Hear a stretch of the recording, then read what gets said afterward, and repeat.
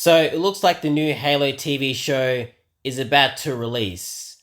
And apparently, according to critics who already have early access to the show, say that the show isn't that impressive, which isn't surprising.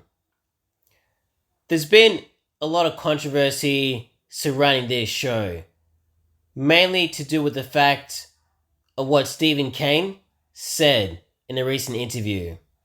And I quote, Stephen says, writing team didn't look at or talk about the game.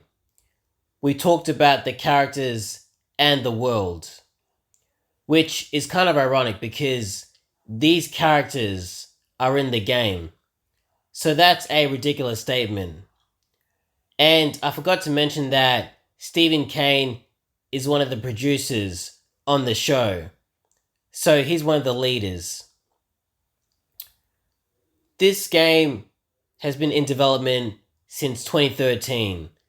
So it's hard to believe that at no point over the last decade, the writing team never once mentioned the games.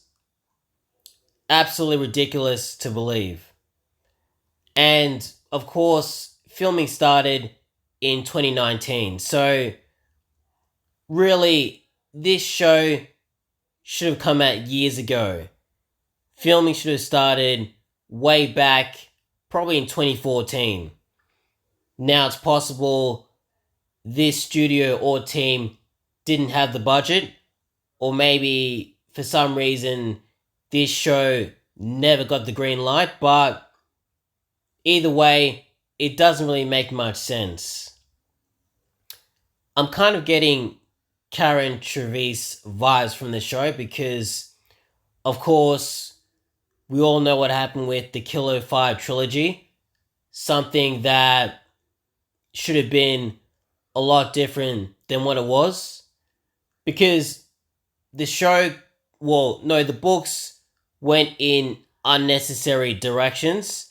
There was a lot of content that made it into the books that probably shouldn't have been there.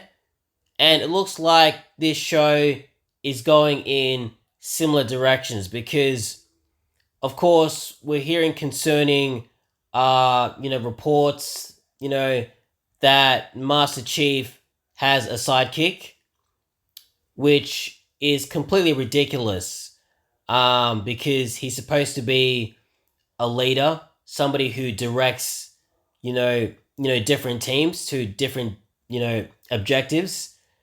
And of course, this team hasn't looked at the games, but of course, you would assume that they've read the books. So why Master Chief has a sidekick, I'm not really sure.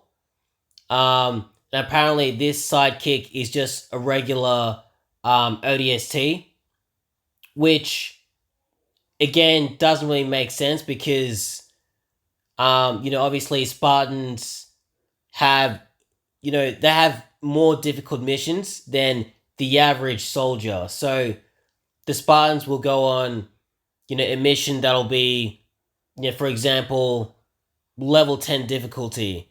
And a Marine, just a regular unit, will have like a level 5 mission. So the mission is significantly lower than what a Spartan would do because obviously the mission would be way more difficult. And obviously only Spartans can handle, that level or that difficulty of mission.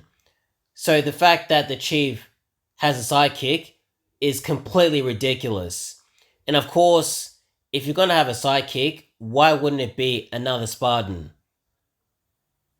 Like, that is a question that probably should have been answered during development.